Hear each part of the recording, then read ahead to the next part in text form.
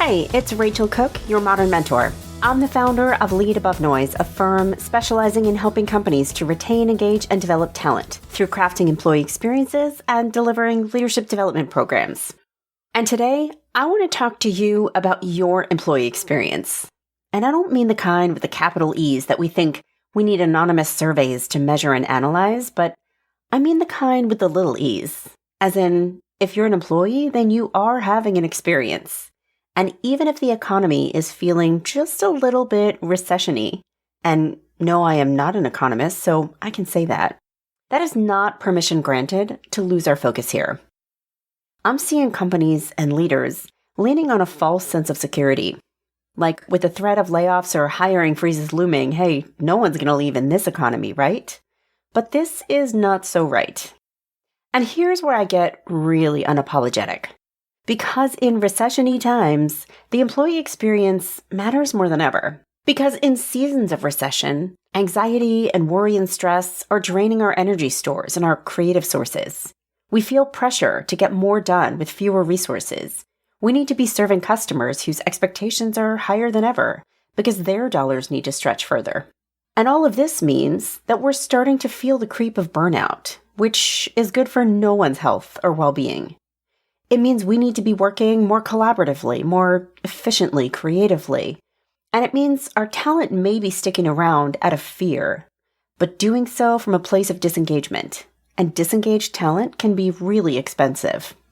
Now, for those who still believe the employee experience is code for team yoga sessions and free lunch Fridays, you'd be right to wonder how the employee experience is relevant here.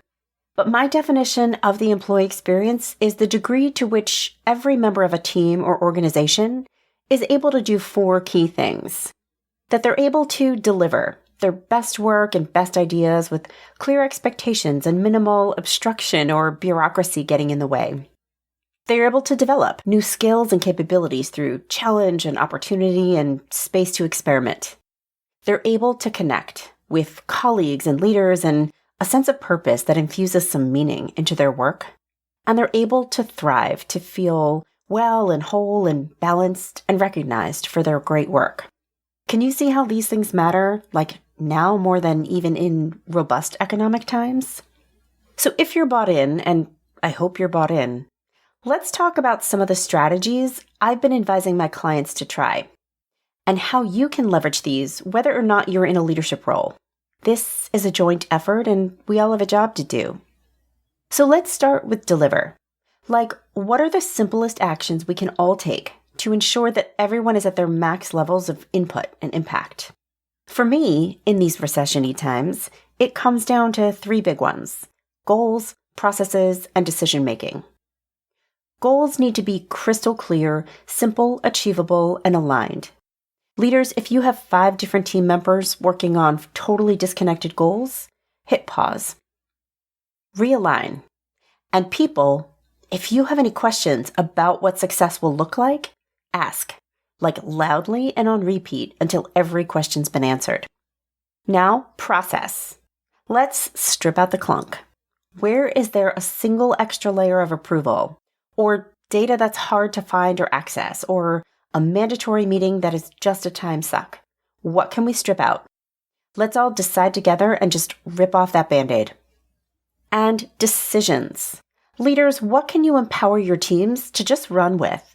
Whether it's a purchasing choice, a hiring choice, a visual choice in a presentation, where is your seal of approval not really adding value? Can you let it go? Next, let's talk about develop. In these recession-y times, we may not have space or budget for full-blown development programs, but our minds still crave challenge and growth. No sweat. There are so many ways to achieve this without formal learning. We've got peer coaching circles. You've heard me say it before. They are free, they are empowering, and they are amazing. And leaders or team members can DIY this at any level. Set one up for yourself or for some employees. Visit the resources page on my website, and I'll throw a link in the show notes to grab a guide. But however you go, the point is to find colleagues both wanting to learn and willing to be vulnerable. Share your challenges and support each other in defining action plans. And next, we have stretch opportunities. Recessions are hard, but the upside is all the opportunity that they present. Leaders, you need junior people playing bigger right now, so give them a shot.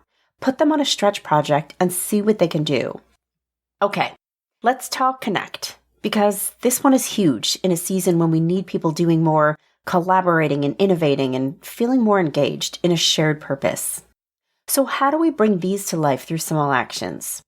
Here's some of what I'm seeing. Use your together time wisely. Do as much planning and updating as you can via email or Slack, and really dial up the dialoguing and debating and ideating when you're all physically together, whether remotely or in person. Connect activity to purpose. Leaders, there is a huge opportunity to make sure every member of your team sees the link between insert menial task and an outcome that matters. Remind them that hours spent in spreadsheets ladder up to pricing strategies that keep your product in customer hands, just as one example. And you can dial up inclusion.